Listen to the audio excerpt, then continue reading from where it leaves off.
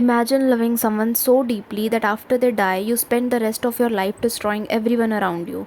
That's exactly what happens in Wuthering Heights. This is not only a love story, it is one of the darkest obsession stories ever written. What if love जो है वो बहुत ज़्यादा intense हो जाए, वो obsession बन जाए, तुम्हारे सर पे चढ़ जाए? What if किसी एक इंसान का दिल आने वाली 2 जनरेशन्स को डिस्ट्रॉय कर दे?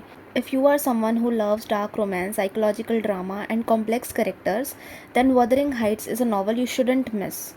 In this video, I will explain the complete story, the characters, and the major themes in the simplest way possible. Before we get into the story, let's first know a little about its author. Wuthering Heights was just written by Emily Bronte, one of the most celebrated novelists of the Victorian era.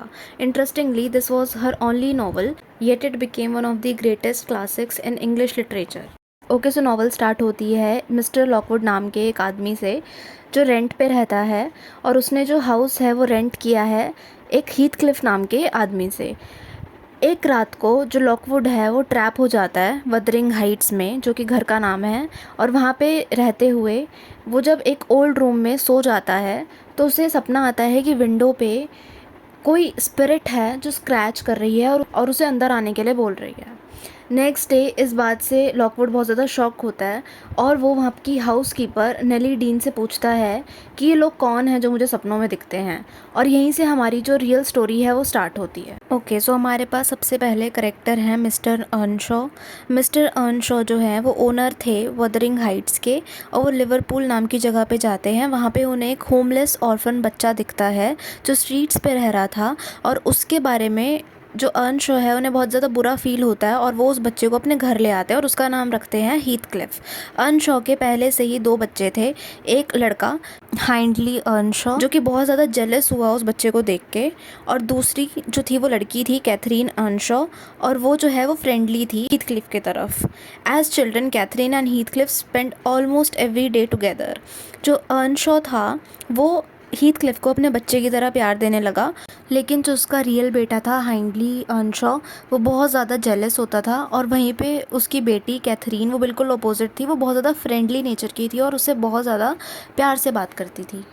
Catherine और Heathcliff आपस में बहुत ज़्यादा time spend करते थे, बहुत खेलते थे और एक दूसरे से बहुत ज़्यादा क्लोज भी हो गए थे, और उनकी ये दोस्ती धीरे धीरे प्यार में बदल गई जैसे जैसे वो बड़े होने लगे।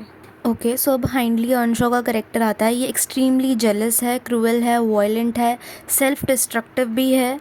हीथक्लिफ से बचपन से ही जलता है और अपने फादर की डेथ के बाद हीथक्लिफ को सर्वेंट बना देता है।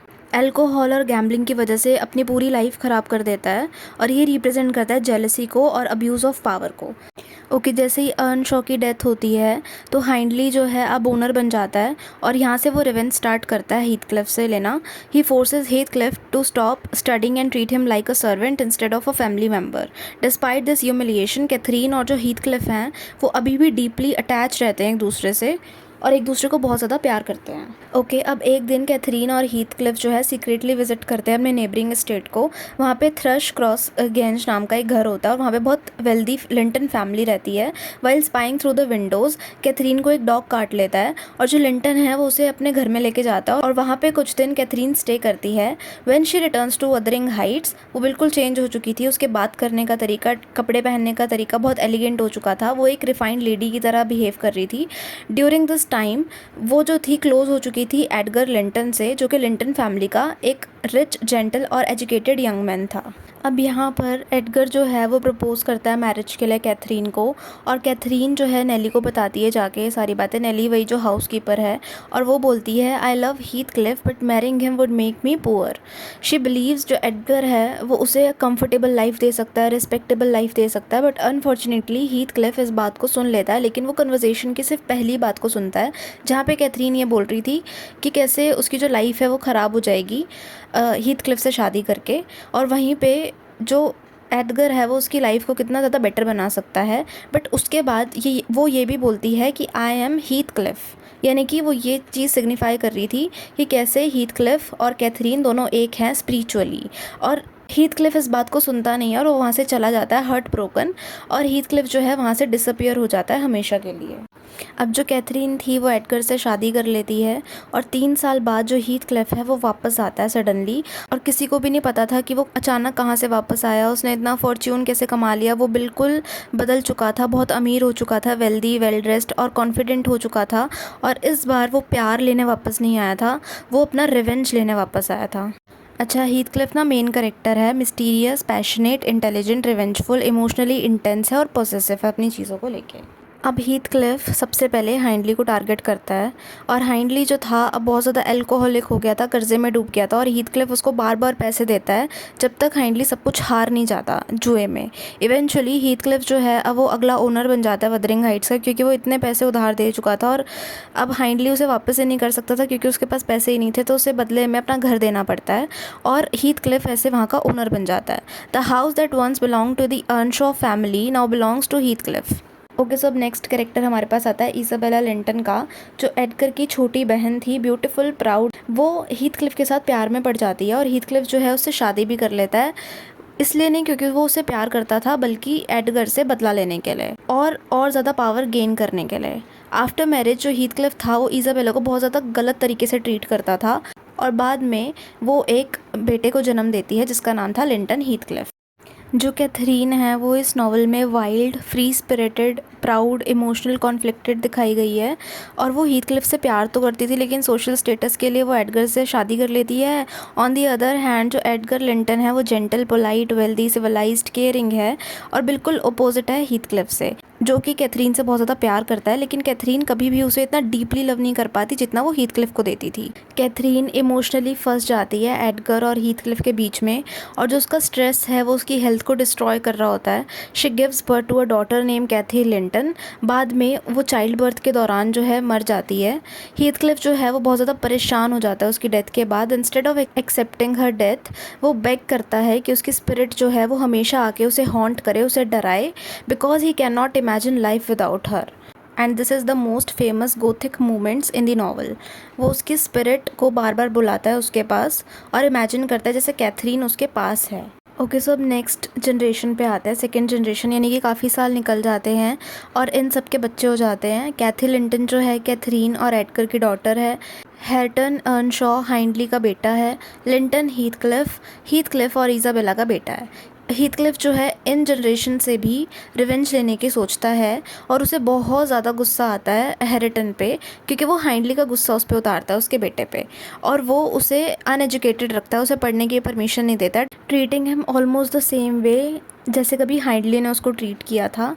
यहाँ पर इनके कैरेक्टर्स की भी बात कर लेते हैं। जो हैर्टन अर्नशॉ है वो honest, hard working, kind hearted और हम्बल है, जो कि हाइंडली का बेटा है। हीथक्लिफ उसे जानबूझकर अनएजुकेटेड रखता था। वो इनिशियली तो थोड़ा रफ होता है लेकिन बाद में वो बहुत ज़्यादा लवेबल हो जाता है, हम्बल और काइंड हार्टेड बन जाता है और हार्ड वर्किंग भी। अब यहाँ पे कैथी लिंटन आती है, जो कि इंटेलिजेंट, चीयरफुल, स्ट्रॉन्ग और कंपैशनेट है। कैथरीन और एडगर की डॉटर है। इनिशियली जो हैरिटन है उसको इग्नोर करती है लेकिन बाद में उससे प्यार करती है, उसे पढ़ना लिखना भी सिखाती है। अब है यंग हीथक्लिफ या फिर लिंटन हीथक्लिफ, जो कि हीथक्लिफ और इसाबेला का बेटा है। ये डार्क है, मूडी है, रेज्ड इन वदरिंग हाइट्स, और ये वीक है, सेल्फिश है, सिकली है, कावर्डली है, यानी कि थोड़ा नेगेटिव दिखाया गया। अपने फादर के प्रेशर में कैथी से शादी करता है। उसकी हेल्थ बहुत वीक होती है और जल्दी ही उसकी भी डेथ हो जाती है। अब जो एडगर है वो बीमार होने लगता है और हीथक्लिफ जो है वो कैथी और लिंटन को मिलने पे मजबूर करता है और उसकी ज़बरदस्ती शादी करवा देता है। इवेंचुअली जो कैथी है उसको ज़बरदस्ती शादी करनी पड़ती है लिंटन के साथ, जो कि ऑलरेडी बहुत ज़्यादा वीक है और बहुत बीमार रहता है, और बाद में जाके एडगर भी मर जाता है और जो लिंटन हीथक्लिफ है वो भी मर जाता है। अब उनकी फैमिली में ऐसा कोई बचा नहीं था जो एडगर का घर भी संभाल सके, यानी कि थ्रशक्रॉस ग्रेंज जो था वो भी संभाल सके। तो हीथक्लिफ उसकी प्रॉपर्टी को भी अपने नाम करवा लेता है और उसका लीगल ओनर बन जाता है। अब जो हीथक्लिफ था उसका रिवेंज पूरा हो जाता है क्योंकि वो दोनों घरों का मालिक बन चुका था। जैसे जैसे टाइम बीतता है हीथक्लिफ जो है बहुत ज़्यादा ऑब्सेस्ड हो जाता है कैथरीन की मेमोरीज़ की तरफ, और वो उसे हर जगह देखने लगता है, उसकी स्पिरिट को फील करने लगता है। उसका जो इंटरेस्ट था बदला लेने की तरफ वो एक तरह से ख़त्म ही हो जाता है और वो सिर्फ कैथरीन को मिस करता है। अब उसके लिए कुछ बचा ही नहीं था कैथरीन की डेथ के बाद। हीथक्लिफ को उसका रिवेंज भी सुकून नहीं दे पाता, उसे सिर्फ कैथरीन चाहिए थी। आखिर में हीथक्लिफ खाना पीना छोड़ देता है और एक दिन उसकी डेथ हो जाती है और उसे कैथरीन के ग्रेव के पास दफनाया जाता है। आफ्टर हिज डेथ पीस जो है वो फाइनली वापस आती है। अब नॉवल में कौन बचता है, कैथी लिंटन और हैरिटन अर्नशॉ। शुरू में तो कैथी हैरिटन का बहुत मजाक उड़ाती है क्योंकि वो पढ़ा लिखा नहीं होता, लेकिन बाद में उसे रियलाइज़ होता है कि हैरिटन दिल का बहुत अच्छा इंसान है। वो हैरिटन को पढ़ना लिखना सिखाती है, दोनों एक दूसरे से प्यार करने लगते हैं और नॉवल के एंड में उन दोनों की शादी हो जाती है।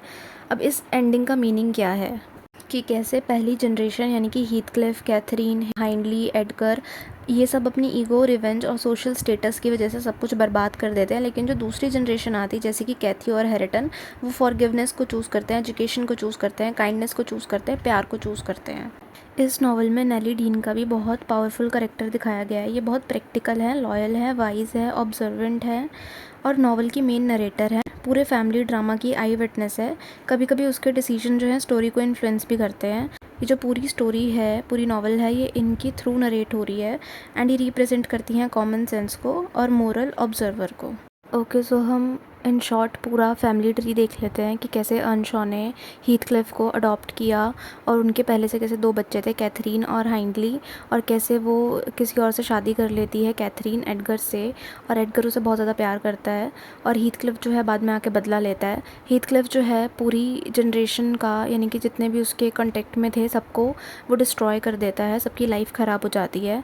बट बाद में जो सेकेंड जनरेशन आती है जैसे कि कैथी और हैरिटन अर्नशॉ, वो दोनों कैसे एक दूसरे को बहुत ज़्यादा प्यार करते हैं और सबकी डेथ के बाद वो दोनों एक हो जाते हैं। ये दोनों रिप्रेजेंट करते हैं फॉरगिवनेस को ओवर हेट्रेड। बाद में इन दोनों को डॉटर होती है यंग कैथी, जो कि हैरिटन और कैथी की डॉटर थी, और ये सिंबलाइज करती है होप और एक बेटर फ्यूचर को, फॉरगिवनेस को, हीलिंग को, कि कैसे जो रिवेंज की साइकिल थी वो फाइनली अब ब्रेक हो चुकी है हीथक्लिफ की डेथ के बाद। ओके, अब कुछ मेजर थीम्स की बात कर लेते हैं। तो सबसे पहला है लव वर्सेस ऑब्सेशन, कि कैसे नॉवल सजेस्ट करती है कि जो प्यार है वो उसे बैलेंस चाहिए होता है। अगर बैलेंस नहीं होता तो प्यार कैसे डिस्ट्रक्टिव हो जाता है। जैसे हीथक्लिफ की फीलिंग्स थी कैथरीन के लिए, वो बाद में ऑब्सेशन में बदल गई प्यार से और उसके बाद उसने सबको हार्म किया, एवरीवन अराउंड हिम।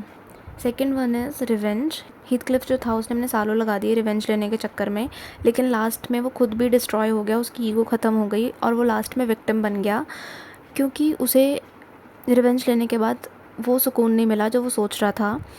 उसके बाद आता है सोशल क्लास, कि कैसे कैथरीन जो है वो चूज़ करती है एडगर को partially because of his higher social status, और ये हाईलाइट करता है कि कैसे क्लास जो है वो पर्सनल डिसीजन को इन्फ्लुएंस कर सकती है।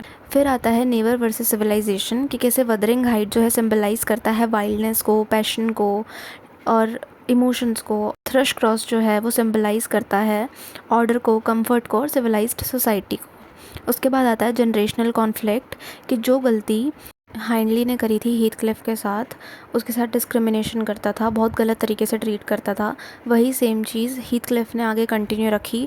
पहले उसने हाइंडली के साथ गलत किया, उसके बाद उसके बेटे के साथ गलत किया, और बाद में उसका जो इम्पैक्ट था वो कैसे कैथी, लिंटन और हैरिटन तीनों पे हुआ। So hello guys, you are watching the lip lab and this is all about the Wuthering Heights. इसमें मैंने थीम्स, करेक्टर और समरी तीनों डिस्कस करी है। अगर थोड़ा भी समझ आया तो वीडियो को लाइक कर देना और सब्सक्राइब कर देना चैनल को। Good bye.